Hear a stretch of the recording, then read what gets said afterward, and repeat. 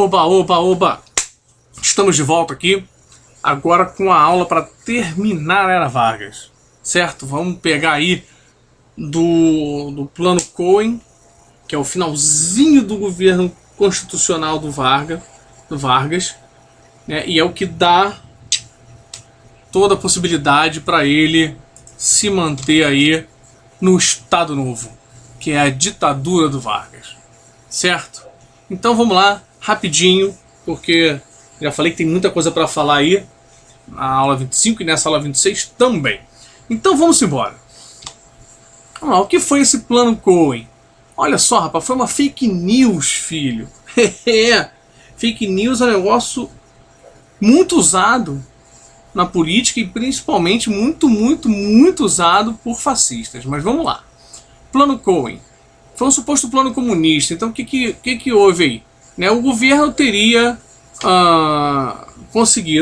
teria interceptado, né, um plano que teria vindo com orientações do governo soviético para o Brasil, para que o Brasil, né, os comunistas no Brasil fizessem greves e manifestações e tudo mais para criar um caos. Porque o caos é o melhor ambiente para se tomar atitudes enérgicas. Então, quanto mais caótico tiver a situação de um país, mais as pessoas tendem a aceitar medidas mais autoritárias, certo? E essa é uma das grandes estratégias de imposição de governos autoritários, é gerar o caos, criar conflito, entendeu? Provocação e tudo mais, criar inimigos que só você consiga combater, enfim. Falei muito sobre isso na ascensão do fascismo na Europa. Então aqui foi a mesma coisa. Então foi interceptada e depois se ficou sabendo, se descobriu que essa carta não tinha nada a ver com os comunistas, né? Foi forjada pelos integralistas e foi redigida inclusive por este senhor aqui, tá? Que era um golpista de mão cheia, né? Faz essa carta aqui, né, do Plano Cohen, e depois em 64 é ele que começa a levar as tropas de Minas Gerais em direção ao Rio de Janeiro, para dar o golpe de 64. Esse rapaz aqui, Olímpio Mourão Filho. Tem gente que nasceu para isso, né? Enfim, então ele, golpista de mão cheia, fez isso e o governo se aproveitou para falar, tá vendo, gente, não tem condições de ter eleição em 37 nenhuma, porque os comunistas estão prestes a dar um golpe. A gente já descobriu aqui, já teve a intentona comunista em 35, agora esse golpe em 37, e a gente sabe o peso que tinha, né, o apelo que tinha as pessoas, o comunismo, né, como o comunismo foi endemoniado durante muito tempo, né. E aí falava em ameaça comunista, o perigo vermelho, as pessoas ficavam assustadas. E o Plano Cohen seria referência a um líder comunista da Hungria, o Bela Cohen, tá? Que governou aí em 1919 a Hungria. Tá? Ele escolheu esse nome para assinar a carta, enfim.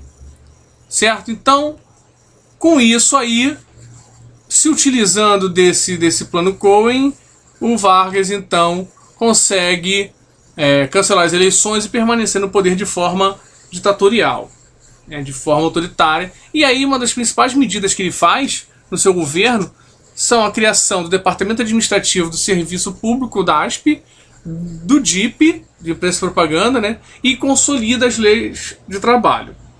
Tá? Então, vamos lá. O DASP serviria para recrutar funcionários públicos federais. Por que isso é importante? Porque você tem o controle de quem vai trabalhar para o governo. Então você passa a selecionar as pessoas que você quer, que tenham um certo alinhamento com você e nos cargos federais. Certo? É importante para o governo ter isso, né? Não ter oposições a esses cargos. O uso de imprensa e propaganda, então, é importantíssimo. A gente já viu como funciona a propaganda política em regimes ditatoriais, né? Principalmente regimes também fascistas. E o Estado Novo tem muita orientação fascista. É um governo que se vale muito de características e práticas do nazifascismo, tá? E a consolidação das leis de trabalho são aí também para consolidar, né, o que o Vargas tinha feito sobre os direitos dos trabalhadores e também garantir o apoio popular. Né? O apoio popular é muito importante para você continuar. Você vê, o governo já é autoritário, então você precisa.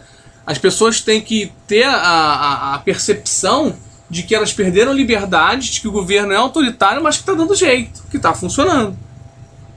Que aí elas vão apoiar, ok, vale a pena eu perder essa liberdade para ter isso aí, certo?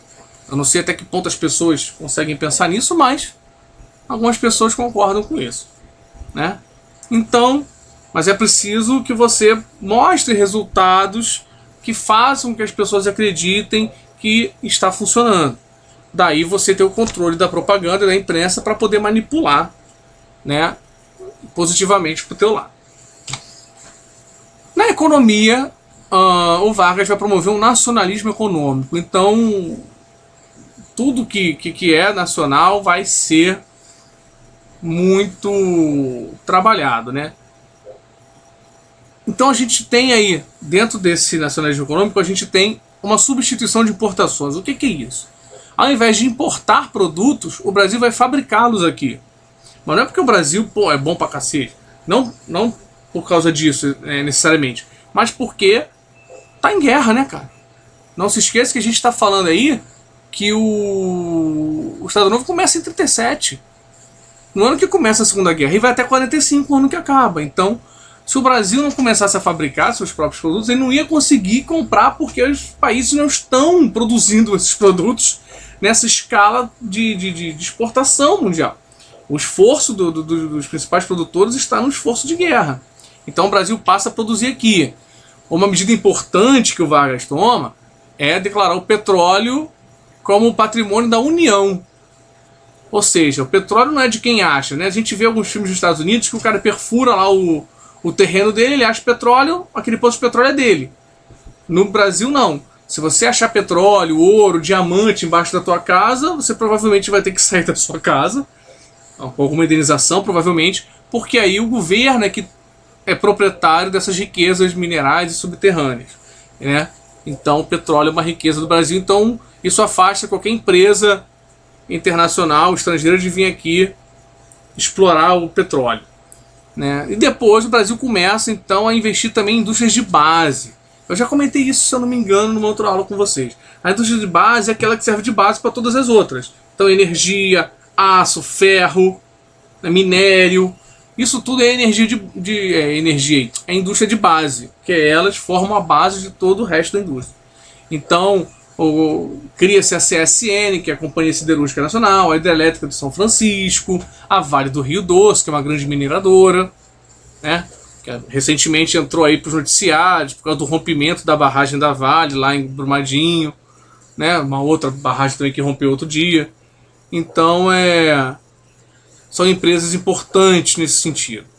E também não fica só na base da indústria, o governo também olha para o campo, que ainda é um grande gerador de riquezas, até hoje no Brasil, o principal gerador de riqueza. Então, ele segue aquela estratégia que a gente comentou aí na aula anterior, de destruir as sacas de café excedentes, para poder equilibrar e aumentar o preço, né? Trazer competitividade de novo e tornar o café brasileiro atraente, competitivo de novo e com um bom preço, né, para os produtores, certo? Mas aí o que acontece, né? Começa a guerra. O Vargas fica meio lá, meio cá. Por quê? Porque ele é um apreciador, ele tem boas relações com a Alemanha e com a Itália. Então, quando começa a guerra, ele fica neutro, fica servindo aí aos dois lados, tá? Só que os Estados Unidos não gostavam disso, né? Porque ele queria participar aqui no Brasil. O Brasil tem um grande território, dá para explorar muita coisa, um grande mercado consumidor, e ele estava de olho aqui no Brasil e não gostava dessa proximidade do Vargas com o nazismo. E o Roosevelt, se eu não me engano, que era o presidente americano, chegou a emprestar dinheiro para a construção da CSN dentro daquela proposta política da boa vizinhança, né, que vocês já ouviram também falar de outras aulas. Aí tem aquela coisa da criação do Zé Carioca, um personagem do Brasil na Disney, toda uma política de aproximação, o filme do Pato Donald com o Zé Carioca, Alô, Alô Brasil, eu acho, Alô, Alô Rio, enfim. O Pato Donald vem pro Brasil conhecer o Brasil, e aí o Zé Carioca vai mostrando toda a malandragem dele lá, o Brasil, o samba, exalta aí, dentro de uma política de boa vizinhança. Os Estados Unidos conseguem o apoio do Brasil, principalmente depois do bombardeio Pearl Harbor, que aí o Brasil acaba também dando apoio aos Estados Unidos. A Alemanha, em contrapartida a esse apoio, afunda navios mercantes brasileiros com seus submarinos, e aí o Brasil acaba então declarando guerra à Alemanha e, consequentemente, aos aliados da Alemanha ao eixo. O Brasil participa da guerra com a FAB, a Força Aérea Brasileira, e a Força Expedicionária Brasileira, a FEB, e tem uma atuação aí elogiada, principalmente com a FAB, tá? Tem um documentário que você pode ver que é o Senta-Pua, e a FEB também tem uma participação de destaque na Batalha do Monte Castelo, lá na Itália, tá? Só que essas tropas e a FEB, quando vai para a guerra, né, volta com uma contradição na cabeça, porque eles vão para lá para lutar contra o fascismo, contra a ditadura, e quando chegam aqui tem um governo ditatorial de orientação fascista. Então os caras começam assim, pô, caramba, mas peraí, eu tava lutando contra isso lá, meus companheiros morreram contra esse tipo de governo na Europa, e eu chego aqui na minha casa, no meu país, e é exatamente esse tipo de governo que eu tenho aqui? Como assim? E aí isso gera uma oposição cada vez maior ao governo Vargas, que recua do seu autoritarismo, né? Ele tinha cancelado aí os partidos políticos, tinha proibido, agora volta, né?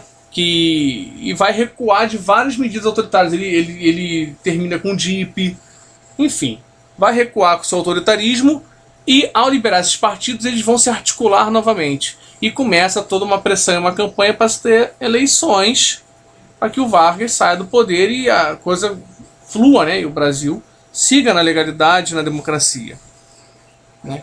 Paralelo a isso surge um movimento popular também, chamado de queremismo, que era um movimento de pessoas que queriam a continuidade do Vargas. Então também havia manifestações na rua com faixas escrito "Queremos Vargas" e tal, a continuidade do Vargas, porque um monte de gente, o governo Vargas, né, acabou consolidando direitos que não eram acessíveis a grande parcela da população. Então ele tinha uma base popular muito grande. Foi conhecido como o pai dos pobres, né, aquela coisa. Mas as forças militares não viam isso com bons olhos. E, né, aquela coisa de "queremos Vargas", o Vargas também não deixava rolar, né? Óbvio, tá falando bem dele e deixava rolar. Não apoiava lá publicamente, mas deixava rolar. Mas isso foi irritando as Forças Armadas, que estavam com medo do Vargas acabar se utilizando desse queremismo para dar um outro golpe, e ameaçaram bombardear lá a residência do Vargas, e o Vargas então não vê outra saída a não ser renunciar. Mas ele renuncia, a gente tem eleições e ele volta ao governo, só que como senador. Tá? Então ele tinha uma grande base, depois sabia disso, e ele sai da presidência, mas ele continua uma figura de destaque na política nacional como senador. E quem assume nessas eleições, quem ganha, é o... Ai, cara, esqueci o nome dele, é nome de estrada, de avenida. Enfim. Esqueci. Ai, cara, esqueci. Mas enfim, vence as eleições e depois era apoiado por Vargas, e depois o Vargas retorna com eleições também em 50 para terminar lá o governo dele com o suicídio, tá? Aqui a gente tem a Dutra, Eurico Gaspar Dutra, que se elege, lembrei, tá? Tem a Via Dutra, não sei como é que eu esqueci o nome dele. Eurico Gaspar Dutra, ele é eleito com o apoio do Vargas, depois o Vargas volta depois dele lá em 50, tá? Então é assim que acaba o Estado Novo, certo? Fica aí um resumão para vocês, né, resumão mesmo, né, das coisas bem principais aí dessas 3 fases desse primeiro momento de Vargas na presidência. Beleza, rapaziada? Então, ó, vamos fazer os exercícios, ficar esperto nas dúvidas, anotem as dúvidas, participem da live e a gente se vê por aqui. Se cuidem, saúde e um grande abraço.